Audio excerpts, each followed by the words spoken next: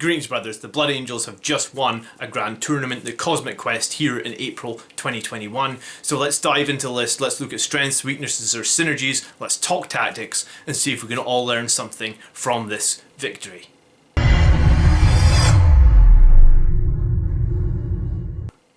So we start with 2 relics of the chapter and 1 hero of the chapter, and it is a double patrol list, so we are looking at just having 4 elite slots, and we're going to have to spend 2 CP to get that second patrol detachment. So 5 CP as we get started here, and we start with HQ in the first patrol. So as our captain on a bike, he has been upgraded to the chapter master. He has Rights of War in the Teeth of Terra. We then have a librarian with Null Zone, Psychic Fortress, Wings of Sanguinius, which is allowed because he's taken the Tomb of Malcador relic, and then he also has the jump pack. For troops, we have 1 squad of infiltrators. For elites, we have 2 8-man sanguinary guards, 1 with swords, 1 with axes. For fast attack, we have those deadly plasma inceptors that everyone likes to run, a 5-man squad. And then for heavy support, we're actually going to have 2 eradicator squads, all armed with heavy melter rifles, and that puts the first patrol detachment in at 1430 points.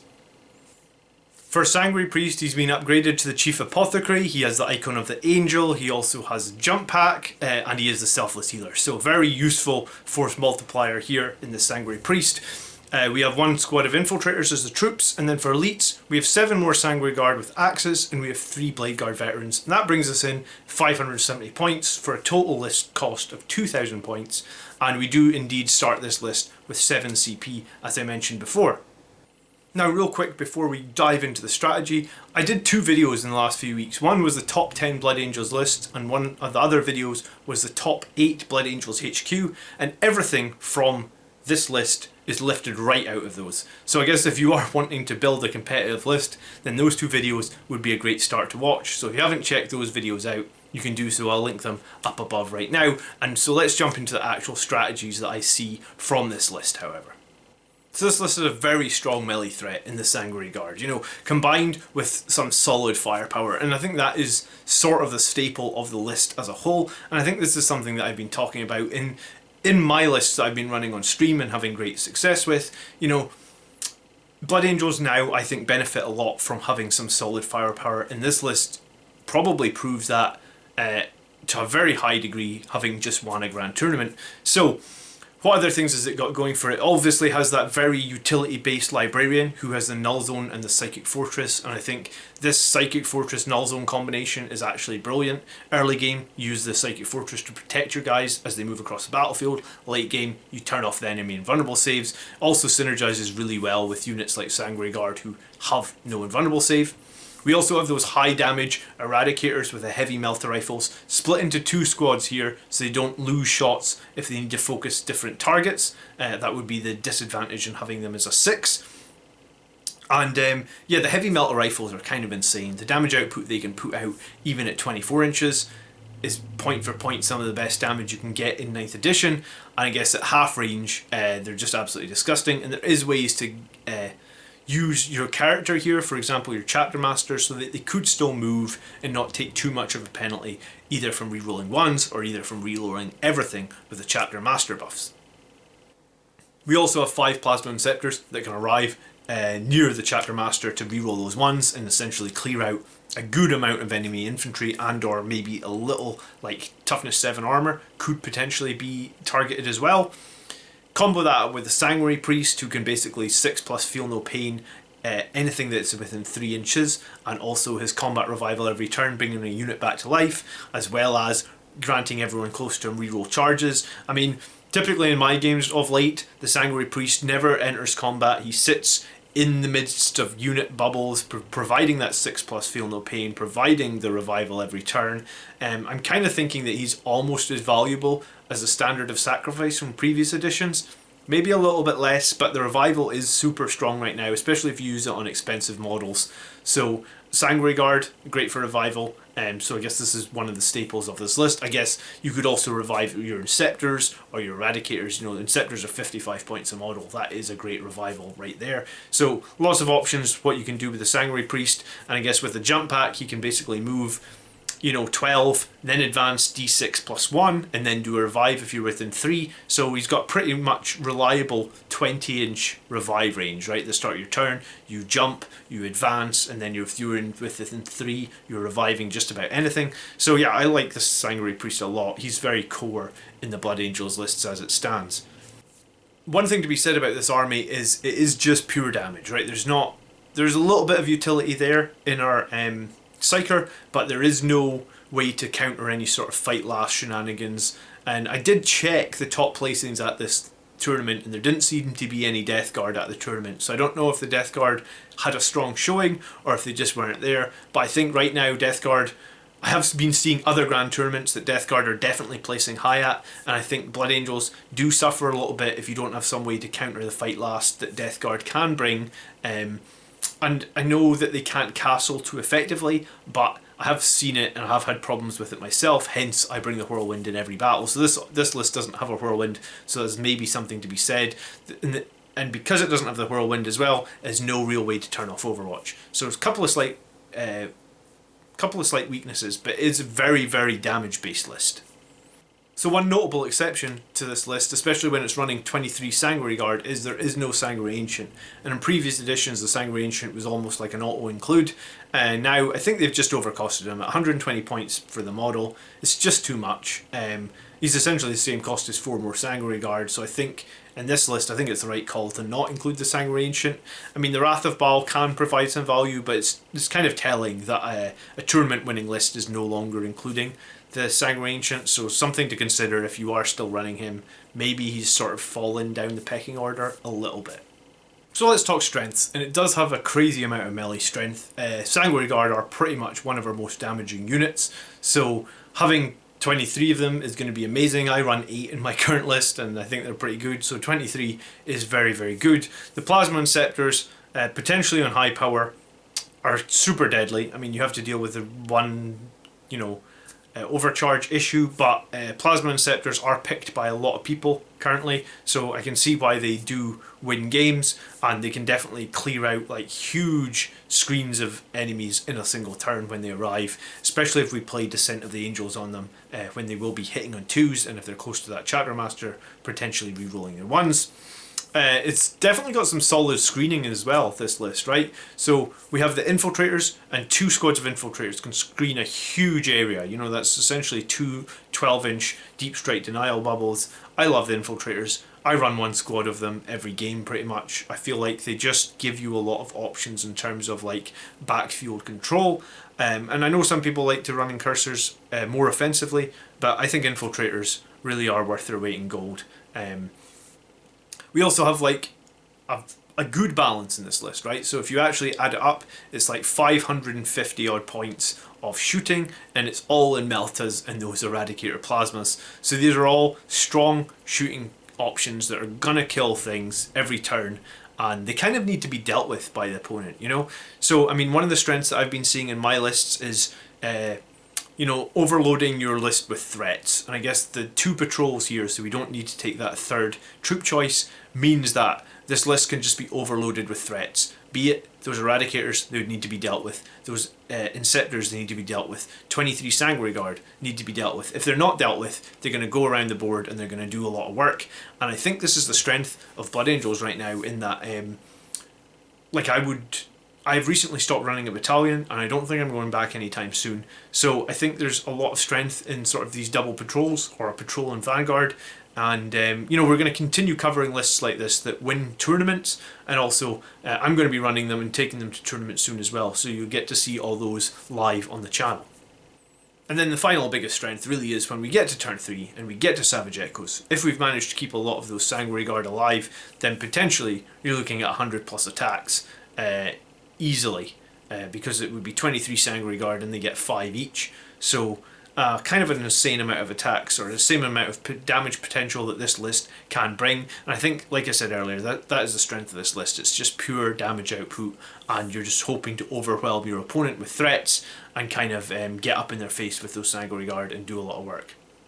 Another really interesting thing you can do with the Sanguinary Guard now is with their heroic intervention. If there is any, obscuring terrain or defensible positions near objectives, you can actually throw the Sanguinary Guard into those positions. Maybe they're completely obscured from the objective, and the opponent tries to move on to the objective in their turn. You can use that 6-inch heroic intervention from Unbridled Ardor to really upset their opponent. And I did this on stream just this week, where we killed an Elder Wave Serpent when it just moved maybe 1 inch too close to a bit of terrain. We jump out of the terrain in the opponent's turn.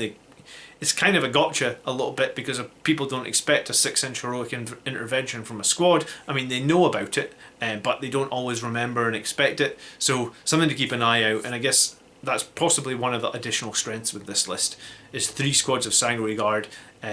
If they can get into those key positions, and I'm quite happy to advance them into those positions in my turn, with a view to hopefully we'll be able to heroically intervene in the enemy's turn. Alright, so even though this is a tournament winning list, I want to jump into some of the areas that I perceive are a little bit weaker, and the first one would be the lack of 3 damage weapons. I talked a lot about Death Guard being so prevalent in the meta right now, so when I'm looking at other people's army lists, I'm really looking for 10 plus 3 damage weapons in an army list. Just because, the -1 damage across the whole army of the Death Guard means that units like Sanguinary Guard literally take a 50% nerf when they are fighting against Death Guard, and this can be pretty devastating. It can make these units feel a lot weaker, and it's one of the reasons why I'm actually advising people not to run multiple squads of Sanguinary Guard. I mean, this tournament list is throwing that back in my face, saying, look, Blood Angels can still win tournaments with 3 squads of Sanguinary Guard, but as I said, I didn't see any Death Guard, and maybe there was and they didn't perform so well, but it is something to consider, and it is something that I kind of stick to my guns there and say 3 squads of Sanguinary Guard is the wrong choice now. I think Vanguard Veterans with Lightning Claws and Storm Shields are seriously amazing. They can also be combated squad, and they still have Leadership 9, so I like the Vanguard Veterans a lot. So maybe 2 squads of Sanguinary Guard is okay, but in my current list I'm actually just running 1 squad of Sanguinary Guard and 1 squad of Vanguard Veterans. Another thing that is said about this list is there is no way to counter any fight last rules. So if you're going to come up against Space Wolves or Death Guard or anything else that's going to make you fight last, then you may end up coming into a bit of a problem. But I mean, you do have a lot of different targets the enemy will have to go after, so maybe there's something to be said about that. There's no protection at all in this list against mortal wounds, so I guess if you come up against some sort of psychic army or Necron Catans, you might have some problems around here. Catan might be difficult to deal with as well, because you've got no real way to do 3 damage to them reliably in each phase, because you only have that 1 Psyker with the 1 Smite. There is also no way to prevent Overwatch in this list. So I guess against something that can do a lot of Overwatch, maybe an Iron Hands Leviathan Dreadnought, that can Overwatch on 4s or something, you might end up having some problems there. And yeah, I do want to just say that I think 23 Sanguinary Guard is a little bit one-dimensional, but I guess if the opponent isn't set up to be able to deal with them, or they don't have the specific counters, we do know Sanguinary Guard do a phenomenal amount of damage, and usually a squad of 8 of them will usually overkill anything they jump into. However, this list has actually prioritised axes over swords, and this is interesting, especially because there's a null zone in this list. When we did some Math Hammer on it a few weeks ago, swords are better in almost every situation. There's only a couple of situations that axes are better, and that's if you're fighting really high toughness enemies. Again, it's Death Guard and Custodes that seem to jump out as the 2 that the swords are going to be a bit weaker against. However, the second you cast in the null zone, the swords become the best thing again. So really, swords are better than axes. I want to say 70 to 80% of the time, maybe even more. So it's interesting to see that 2 out of the 3 squads in this list are axes. I'm not sure the logic behind that. Might just be the models that Justin has here, but interesting to note. So I do think 23 Sanguinary Guard are still a little bit one-dimensional, and it's interesting to note that 2 of the 3 squads here are axe-based Sanguinary Guard over swords. And when we did the Math Hammer a few weeks ago, I want to say 70 to 8% of the time, the swords are actually better. It's only against really high toughness enemies, such as Custodes or Death Guard again, that the axes will be ahead, but the second you cast Null Zone, the swords will be essentially -3 or -4 if we're in Savage Echoes, so the swords just pull ahead by a long way at that point. So I really think that it's interesting that this list had 2 squads of axes over the swords. It might have just been the models that were available, but if you are building Sangreguard, I'd want to say that you want like 60-40 swords to axes, or maybe even slightly more swords. Swords are definitely the way to go as far as I'm concerned. Alright, so finally what we're going to do is we're going to score this list out of 50, and this is something that we do on our live show every week. So if you want to get your list scored out of 50, and join us every Sunday at 4 o'clock UK time, and we take submissions from both channel members and channel subscribers, and we review the lists. And all you need to do is head over to the community page on the Blood Angels Commander YouTube channel and just post your latest list in the latest community post, and I'll pick it up and I'll add it to the queue. So if you'd like to have a list scored or reviewed, or hopefully maybe just some tactics or some thoughts thrown at it to maybe help you figure out how to improve it, then that's something that we do every week. And we've got some great community members that hang out in the shows. They're there every week, and they have thoughts and comments as well. So think about that if that's something you want to do. If you're considering playing competitive Blood Angels and you want to get better, then that's something we can definitely help you out with. And it's time for everybody who's watching this video to have a shot, because they always say whenever I mention win streaks, you need to have a shot. And my win streak at the moment on the stream is 8 games. So we're going to try and continue that next week to 9 games. But I think the whole point of it is, I think we're kind of at a point now where like we can say in confidence what is the best list for Blood Angels in 9th edition. Our Codex has now been out like probably like 5 months, and now we're seeing tournament winning lists, even though we've been rated tier 2 within Gunhammer. So we're getting those tournament winning lists again, and I'm playing something a little bit different but using the same top units. So definitely consider hanging out and checking out some of our other content if you want to improve your play as a Blood Angel. So the first category for scoring here today then is OBSEC and objective holding, and we do just have 2 OBSEC units, which are 2 squads of infiltrators, but as mentioned they are great for screening and protecting. But we do also have Rights of War and a lot of Sangreguard, and the Rights of War is on that Bite Captain, so we will be able to flip some objectives with the Rights of War fairly easily. So we'll take 8.5 out of 10 for OBSEC. We then look at like how effective the list is going to be against anti-infantry or horde armies. And I guess 23 Sangreguard gives us 46 Angelus Bolt gun shots a turn. Combine that with those 5 interceptors jumping in from Deep Strike.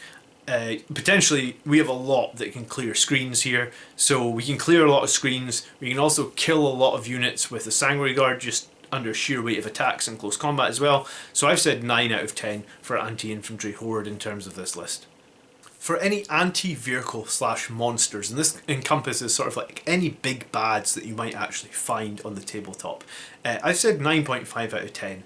And the reason I'm saying that is because we do have those 2 squads of heavy Melta rifle eradicators, so that gives us 12 heavy Melta shots per turn, combined with the fact that all those Sangreguard in melee, 5 attacks per model, and there's 23 of them, we can kill a lot in a single turn with this list. I think we're going to score at 9.5 out of 10, but I mean there is a slight concern, like I mentioned, about -1 damage enemies, so we'll come back to that in a future category. But against most lists, like 9 out of 10 times, this list provides a ton of damage, and obviously we can high power those Inceptors as well, and even throw more sort of like Meltas, Plasmas, Sangreguards into the mix. It has got a lot of killing power, this list. Now next up is mobility, and I've said 8.5 out of 10. There is just the Eradicators, the Infiltrators and the Blade Guards, which we haven't really mentioned the Blade Guards. The Blade Guards I think in this list are designed to go into the middle of the board, potentially for Oath of Moment, or they could just be to do some actions in and around the board as well. I don't think that they're going to be able to keep up with all the jump units, so I think they're going to be used for other purposes. But these are the units that aren't so mobile, but we do know Infiltrators can become mobile if we use guerrilla tactics. So I think 8.5 out of 10 seems like a fairly safe scoring for the mobility. And then finally specialization. And specialization covers, is the list too specified in a single area or whatever. And I guess if somebody was going to run all melee units now in 9th edition, I would probably give them a lower score specialization wise, because I think in 9th edition the best Blood Angels lists include around, I'm saying, 500 points of shooting, and this tournament winning list includes like 575 points, I believe, precisely for shooting. And I think the list that I'm running is actually running 600, but we are using the Whirlwind, but the Whirlwind has other uses, right? The suppression fire. But so 8.5 out of 10, and the reason that we haven't given it quite so high, even though the list brings a ton of damage, is it's just too many Sanguinary Guard for my liking. And I do think that, I mean, I guess it works, right? And it's going to win games, and they're going for full on aggressiveness. This is sort of like an always be charging with those Sanguinary Guard, and it definitely shows it can still work. I think Vanguard Veterans with Storm Shields and Lightning Claws are an insanely good pick right now. They are a little bit cheaper as well than Sanguinary Guard. Obviously they don't have any guns, but they can take Melt-A-Bombs. And Melt-A-Bombs is a great way to deal mortal wounds against tough enemy armour as well. Very good against, like I said, Death Guard with the -1 damage, you know. And the Lightning Claws, again, they don't lose anything when they're fighting up against Death Guard. And the Vanguard Veterans do have the options to take some Thunderhammers. So if it was up to me, I'd make some changes here. But 8.5 out of 10, and then what that brings us in is a total of 44 out of 50. So you can see on the graph here that the list is generally strong against everything, and I guess my scoring of 44 out of 50 actually doesn't matter, because congratulations to Junior and winning a grand tournament. That's something I haven't done. So, you know, good job on the list. Obviously it definitely works. However, my thought is it could be a little bit stronger, with maybe one squad of Vanguard Veterans, with maybe more swords rather than the axes on the Sanguinary Guard. And then my last one is just personal preference. I don't like Inceptors. I much prefer Redemptor Dreadnoughts. I also think Redemptor Dreadnoughts are great because typically Inceptors will start in Deep Strike, whereas Redemptor Dreadnoughts maybe start on the table. By starting those units on the table, enemies will usually try and deal with the Redemptors, right? Because the plasma cannons on the Redemptors are pure nasty with the flat 3 damage that they can do, and they have very good range as well. So having those really survivable Redemptors on the board actually usually frees up a bit more space on the map, because the enemy will focus their other bigger weapons to try and kill the Redemptors. And Redemptors are generally pretty difficult to drop in a single turn. The Duty Eternal, the Toughness 7, the 13 wounds. If I go first, I'll usually raise a Psychic Fortress around the Redemptors as well, because I'll run 2 of them, and then they're even harder to drop with a 5+ invulnerable save. So, yeah, I like my Redemptors. This list obviously works with Inceptors, but I think those two are kind of interchangeable. They both bring similar. I guess Inceptors are going to do more damage maybe against like a Horde army, but the Redemptors maybe have some better anti-armor, because on high power then your plasma cannon is flat 3 damage and it is strength 9, but it does suffer a little bit from the random d6 shots, and sometimes that goes your way and sometimes it doesn't. So maybe, and both these units actually are in the top 10 video that I mentioned, so you can take either reliably. But a great tournament winning list. Something to be said about our Blood Angels tier 2 at the moment, because Goonhammer had us at the bottom of the tier 2. I don't think so. I think this proves we've still got some love, and we definitely have some punch as well. So thank you so much for watching the video. I really hope it gave you some insight into army lists for Blood Angels as they stand right now. If you want to support the channel in any way, shape or form, you can find some links in the video description, including our newly opened Patreon page. I really hope to catch you guys in the next video. We are doing Blood Angels content every week, so if that's something you are interested in, please consider subscribing. And if you enjoyed today's video, then hit the damn like button. Until next time, brothers, by the blood are we made. Peace.